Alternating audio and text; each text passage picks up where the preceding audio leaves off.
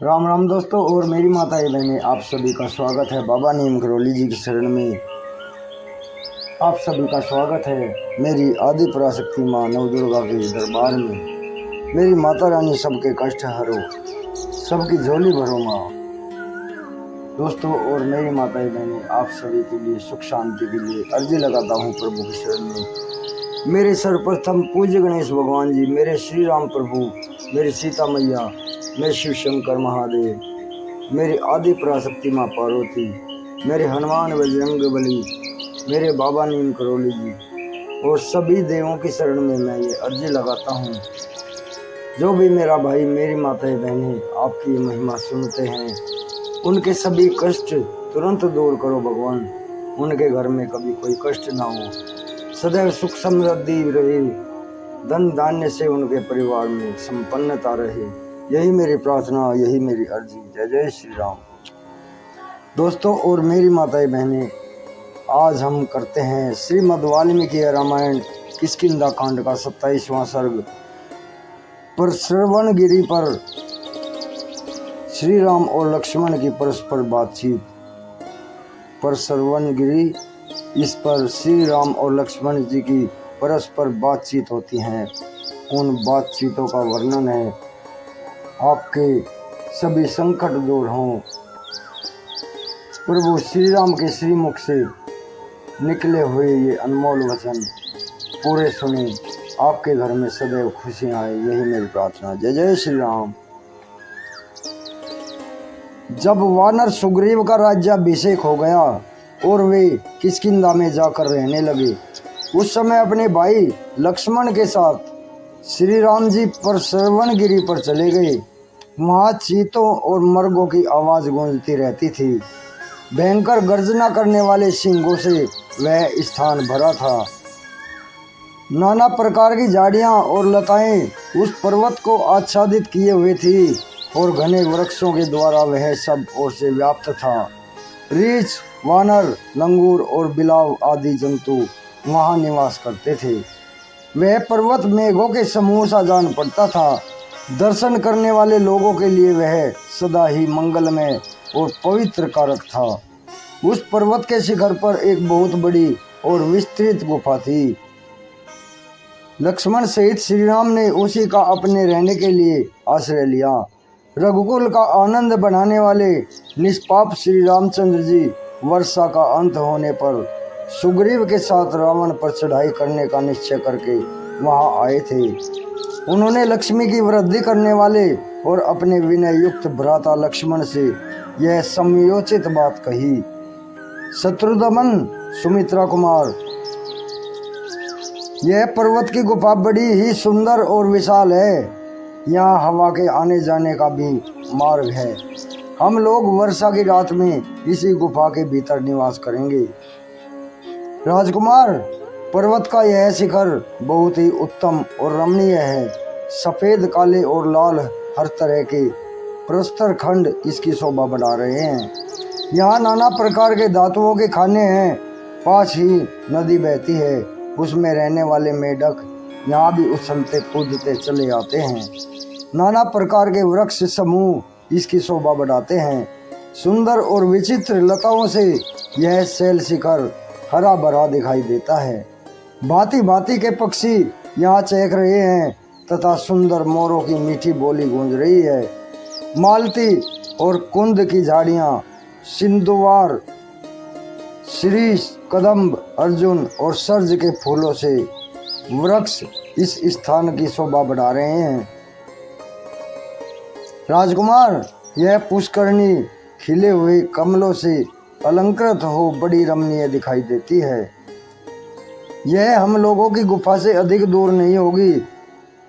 सौम्य यहाँ का स्थान ईशान कोण की ओर से नीचा है, अतः यह गुफा हमारे लिए निवास के लिए बहुत ही अच्छी रहेगी। पश्चिम दक्षिण के कोण की ओर से ऊंची यह गुफा हवा और वर्षा से बचाव के लिए अच्छी होगी। सुमित्रानंदन, इस गुफा के द्वार पर समतल शिला है जो बाहर बैठने के लिए सुविधाजनक होने के कारण सुखदायिनी है। यह लंबी चौड़ी होने के साथ ही खान से कटकर निकाले गए कोयले की राशि के समान काली है। तात देखो, यह सुंदर पर्वत शिखर उत्तर की ओर से कटे हुए कोयलों की राशि तथा घुमड़े हुए मेघों की घटा के समान काला दिखाई देता है। इसी तरह दक्षिण दिशा में भी इसका जो शिखर है वह श्वेत वस्त्र और कैलाश खंड के समान श्वेत दिखाई देता है। नाना प्रकार की धातुएं उसकी शोभा बढ़ाती हैं। वह देखो, इस गुफा के दूसरी ओर त्रिकूट पर्वत के समीप बहने वाली मंदाकिनी के समान त्रुगभंदा नदी बह रही है। उसकी धारा पश्चिम से पूर्व की ओर जा रही है। उसमें कीचड़ का नाम भी नहीं है। चंदन, तिलक, साल, तमाल, अतिमुक्तक, पद्मक, सरल और शोक आदि नाना प्रकार के वृक्षों से उस नदी की कैसी शोभा हो रही है।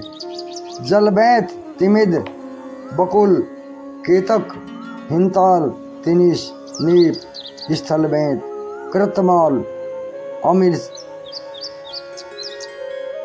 अमिलतास आदि भांति भांति के तटवर्ती वृक्षों से जहाँ तहाँ सुशोभित हुई यह नदी वस्त्राभूषणों से विभूषित सी श्रृंगार सज्जित युवती के स्त्री के समान जान पड़ती है।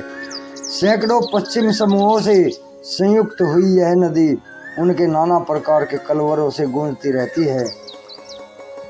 परस्पर अनुरक्त हुए चक्रवाक इस सरिता की ओर शोभा बढ़ाते हैं। अत्यंत रमणीय तटों से अलंकृत, नाना प्रकार के रत्नों से संपन्न तथा हंस और सारसों से सेवित यह नदी अपनी हास्य छटा बिखेरती हुई सी जान पड़ती है। कहीं तो यह नील कमलों से ढकी हुई है, कहीं लाल कमलों से सुशोभित होती है और कहीं श्वेत एवं दिव्य कुमुद कलिकाओं से शोभा पाती है। सैकड़ों जल पक्षियों से सेवित तथा मोर एवं क्रोंच के कलवरों से मुखरित हुई यह सौम्य नदी बड़ी रमणीय प्रतीत होती है। मुनियों के समुदाय इसके जल का सेवन करते हैं। वह देखो, अर्जुन और चंदन वृक्षों की पंक्तियां कितनी सुंदर दिखाई देती हैं। मालूम होता है ये मन के संकल्प के साथ ही प्रकट हो गई हो। शत्रुदमन लक्ष्मण, यह स्थान अत्यंत रमणीय और अद्भुत है। यहाँ हम लोगों का मन खूब लगेगा, अतः यहीं रहना ठीक होगा। राजकुमार, विचित्र काननों से सुशोभित सुग्रीव की रमणीय किष्किंधापुरी भी यहाँ से अधिक दूर नहीं होगी। विजयी वीरों से श्रेष्ठ लक्ष्मण, मंदाकिनी की मधुर ध्वनि के साथ गरजते हुए वानरों के गीत भी और वाद्य का गंभीर घोष यहाँ से सुनाई देता है। निश्चय ही कपिश्रेष्ठ सुग्रीव अपनी पत्नी को पाकर राज्य को हस्तगत करके और बड़ी भारी लक्ष्मी अधिकार प्राप्त करके सुहृदों के साथ आनंदोत्सव मना रहे हैं। ऐसा कहकर श्री रामचंद्र जी लक्ष्मण के साथ उस पर श्रवण पर्वत पर, जहाँ बहुत सी कंदराओं और कुज्जों के दर्शन होते थे, निवास करने लगे। यद्यपि उस पर्वत पर सुख प्रदान करने वाले बहुत से फल फूल आदि आवश्यक पदार्थ थे, तथापि राक्षस द्वारा हरी गई प्राणों से भी बढ़कर आदरणीय सीता का स्मरण करते हुए भगवान श्री राम को वहाँ तनिक भी सुख नहीं मिलता था।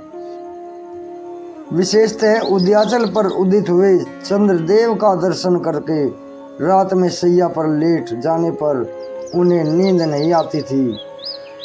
सीता के वियोग जनित शोक से आंसू बहाते हुए वे अचेत से हो जाते थे। श्री राम को निरंतर शोक मग्न रहकर चिंता करते देख उनके दुख में समान रूप से भाग लेने वाले भाई लक्ष्मण ने उनसे विनय पूर्वक कहा, वीर, इस प्रकार व्यतीत होने से कोई लाभ नहीं है, अतः आपको शोक नहीं करना चाहिए, क्योंकि शोक करने वाले पुरुष के सभी मनोरथ नष्ट हो जाते हैं। यह बात आपसे छिपी नहीं है।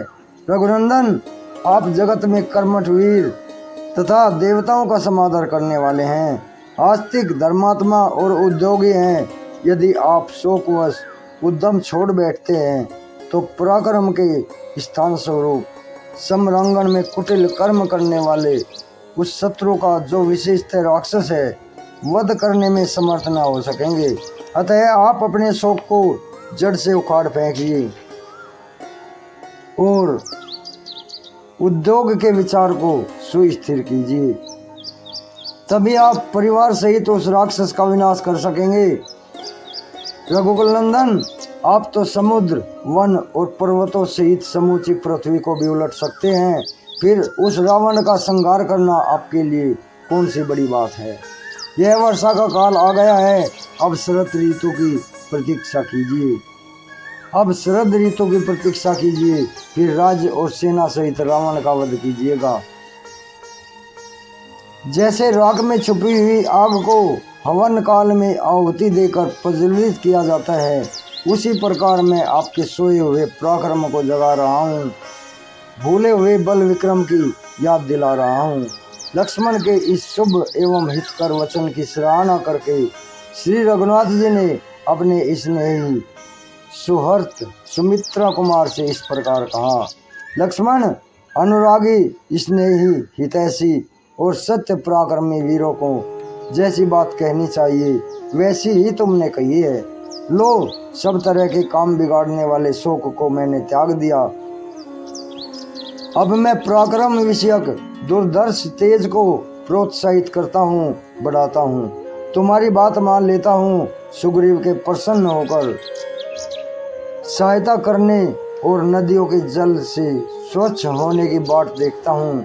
मैं शरत काल की प्रतीक्षा करूँगा।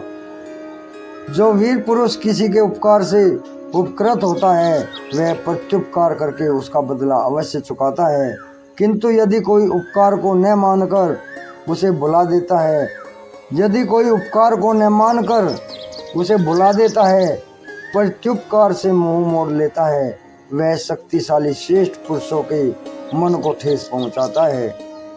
श्री राम जी के उस कथन को ही युक्ति युक्त मानकर लक्ष्मण ने उसकी भूरी भूरी प्रशंसा की और दोनों हाथ जोड़कर अपनी शुभ दृष्टि का परिचय देते हुए नयनाभिराम श्री राम से इस प्रकार बोले।